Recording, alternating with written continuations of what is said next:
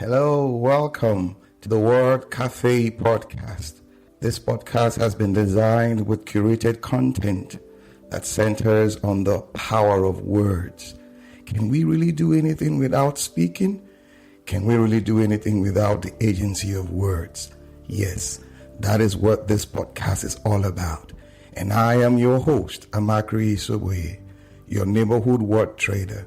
I believe in the power of words, for it is the unit of creation. I trade in words to profit my world.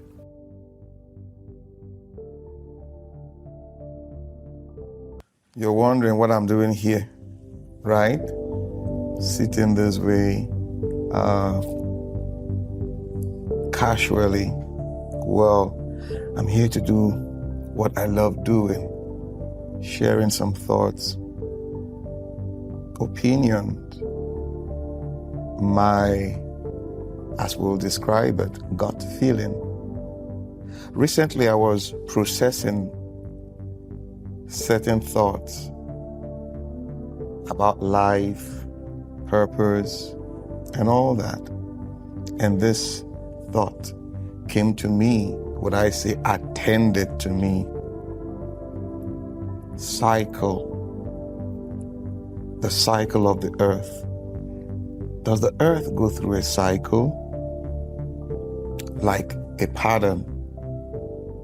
We know that from science, basic science, we've been made to understand the earth moves, it rotates. Does this rotation bring about evolution? Does it lead to things evolving, people, places? And does this evolution come with certain time frame, like 5 years, 10 years, 6 years, 80 years, that once in every 80 years or once in every 5 years or once in every 10 years, you see a change on the surface of the earth, things, people, and all that. And I was just processing it. In course of processing it, I was taken back to a book I read, in my teen years, as in when I was in secondary school, a book titled The Man Who Tapped the Secrets of the Universe. Yes, by Glenn Clark. The man here is talking about Sir Walter Russell. And I'm going to read just one chapter, more like the opening chapter, to buttress this point. We go seeking, that's what that chapter is titled. All my life I have been looking for a man who has discovered the universal law, which lies at the back of the Sermon on the Mount. Yes. And who consciously uses that law with full awareness of its meaning and full obedience to its principles. Tens of thousands preach it or write about it, yet how cosmically aware of the light of God that he would be the spiritual cause of all effect. I like the way Glenn writes. Such a one would be a super genius, for the hidden secrets of the universe would be his. He would see the universe as a whole and know his relationship to it and to God. All knowledge, of course, would be his, and power to use it. One day, Dr. Alexei Carrel now, sent word he wanted to see me. The world is facing an awful crisis. That's the part I'm coming to now. He said, the very future of humanity is at stake. Mankind can be saved by only a group of men who are centered in God. At the source, as in God is their center now, at the source of that, their wisdom is a part of the all wisdom, and therefore so conscious of the cosmos, and so integrated at the center that they will be able to think clearly in many fields and not be limited to one field alone. Such a group of men, if they could find each other and share their wisdom might be able to, chart a course that would save the world. Can you help me find them? Yeah. In the field of religion, I had found several such men. Rufus Jones, I would place at the head of the list, followed by such men as Frank Laback, E. Stanley Jones, and perhaps a score of others. The fact that all these men are so humble that they would shrink from making such claims for themselves is added proof that they deserve this honor that I would, here bestow upon them. However, Dr. Carroll was urging me to find a man outside the field of applied religion, but one who had achieved such in several fields, such as business or engineering or the arts. If that is what you want, I replied, I would name Dr. George Washington Carver. First of all, he accepted this suggestion with enthusiasm. I named others, but he brought me back to Dr. Carver. Help me to contact that man, he said. Something inside me tells me that he rings true. It was with great joy that I was able to bring Dr. Carroll and Dr. Carver together. Weeks ran into weeks and years into years, and Dr. Carroll continued his search for cosmic conscious men. Finally, the Second World War started. Then Dr. Carver died, and at last, one day, word came from France that Dr. Carroll was dead, but his dream had not died.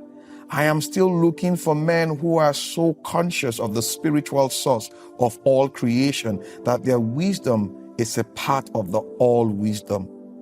Find that man, an inner voice kept saying to me, and you will find an inspiration for all others who wish to prepare themselves for more creative living in an age like this.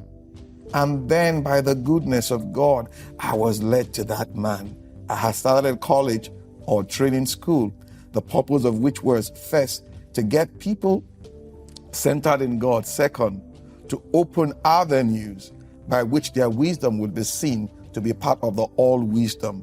And third, trace their relationships, underline all sciences and art and philosophy so that the students will think clearly in many fields and not be limited to one alone. As I traveled about the country, one day a person said to me, there is a man who illustrates in his own life all that you have been teaching. Walter Russell. Haven't you heard of him? No, I'd not even heard of him. Months later, another person said, everything you say about the need of integrating one's knowledge and knowing the source from which it comes is beautifully illustrated by one man I know, Walter Russell. Have you ever met him? I've heard of him, I replied, but I've never met him. I shall bring him to you. I shall see that he attends your talk tonight. So, reading this again as in processing my thoughts about the cycle of the earth, how the earth goes through a cycle, more or less like refreshes itself, more or less like renews itself. I saw this in a better light. This movement, this pattern, these changes brings about the birth of men. Men in this sense now, I mean mankind, man and women, who understand why they are here and apply themselves consciously to the purpose of being here. In the recent, should I say, 5 years or 10 years, the earth has been experiencing a lot of changes. Like I said, that's my opinion. You see a lot of changes, the pandemic and all that. We come to talk about the gig economy, computer age, and what a lot. More like we need people who can conceptualize, capture these changes and communicate it effectively to bring about a positive change. Do we have such men? That was what Glenn Clark, in his book, The Man Who Tapped on the Secrets of the Universe, was trying to communicate. This book was written, I think, in 1945 or so, immediately after the Second World War, I think. So let us put it now, 45 till now. Do the maths. We're seeing another change, great change. But now we need men, women who understand change and can communicate change effectively. We need to bring them. We need to get in touch with them. That was what came to me. But how do we get to them? How do we get to them? Bring them together in one room to communicate this change, the cycle of the earth. Because very soon there will, in my opinion, like I said, there will be another cycle. We'll start another cycle. And the cycle will begin on the pre-existing cycle, what we have done. I always describe it that we are living in interesting times, very interesting, because we are upon this age where so many things have been provided for us, done for us, put together for us. But you know what? We are still somewhat confused on how to put all of this together and create our own story, create our own path. Now, the concept of disciplines, that's in school. Now you go to school, I studied engineering, studied maths, studied physics, studied this, studied that. You will come to see that it all boils down to just one thing: bringing about the best of humanity on earth. Taking us back to that very, reason of our being here, dominating the earth. Dominating the earth in the sense of having dominion. Can I find those people? Can I see them? That we talk on the basis of creating a beautiful future, not just for ourselves now, for the unborn. Not running away from the cycle of the earth. The earth goes through a cycle. Yes, it does. Like it moves, literally it moves. What do you mean by that? Yes, just like you heard me. It moves. And this movement brings about so many changes. You see a lot of relationships, the sun, the moon, and all that.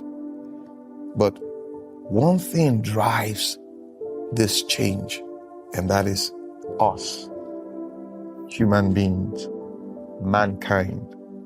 But now the question is, are we ready to reach out to one another and speak a language that we all understand, that will pull us towards a brighter future?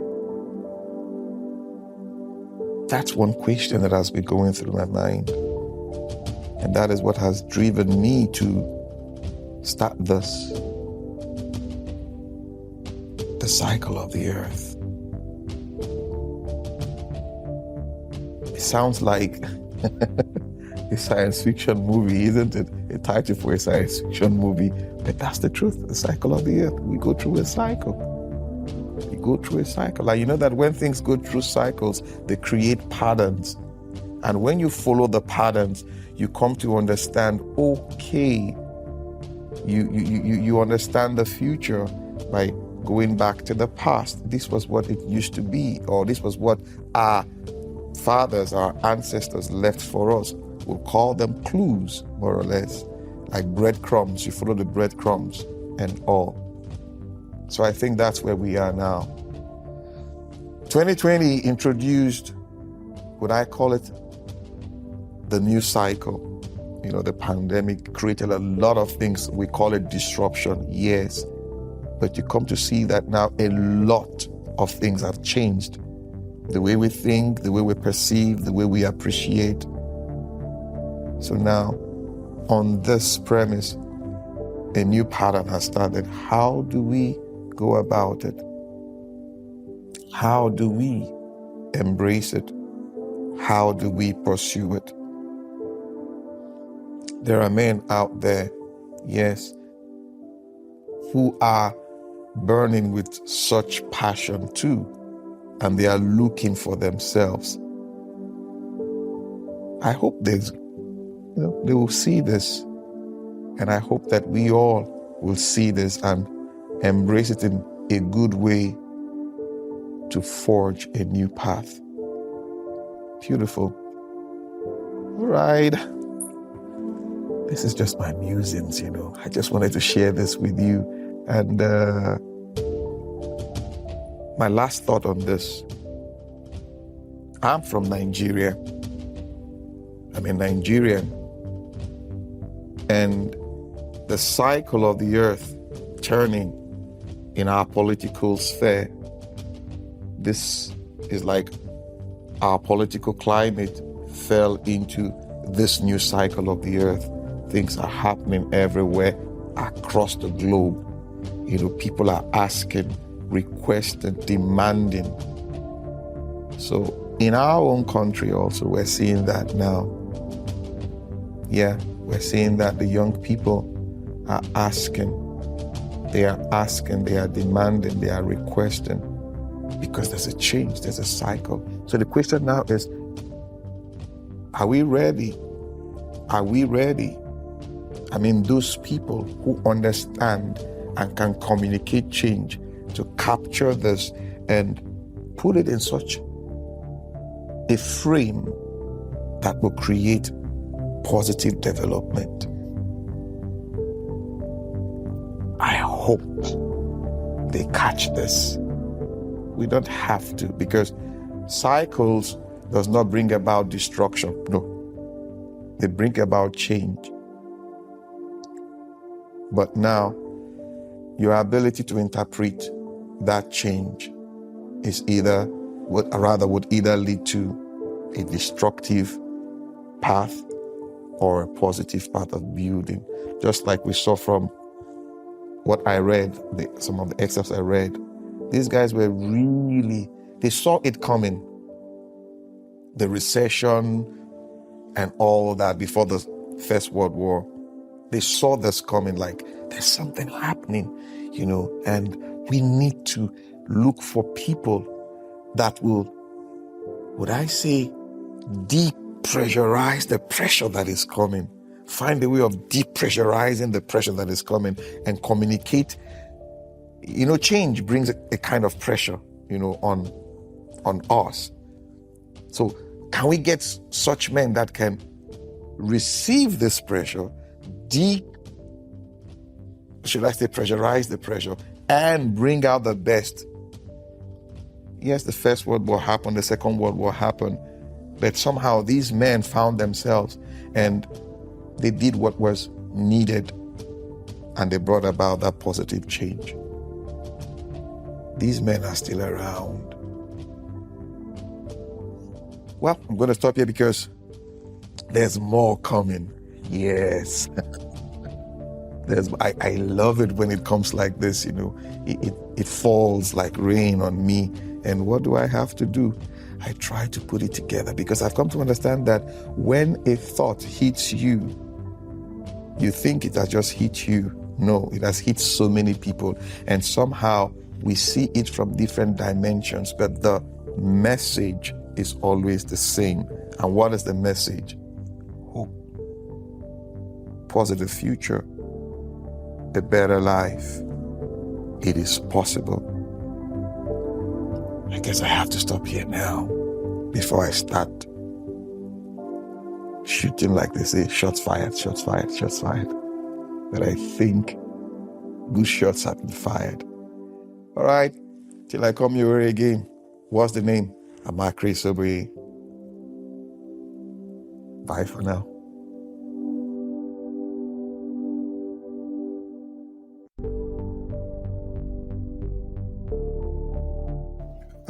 yeah, beautiful. Before we sign off, I just want to encourage you. Yeah, it's been a wonderful time. And also, I'd like to hear from you, your feedback. You've been listening to the Word Cafe podcast. I would love to hear from you, the feedback.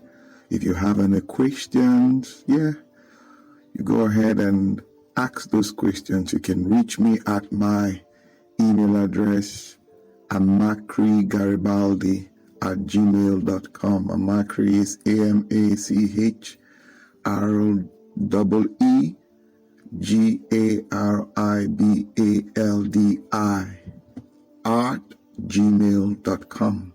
Yeah, and we'll get back. You know how we do it on the show. Thank you.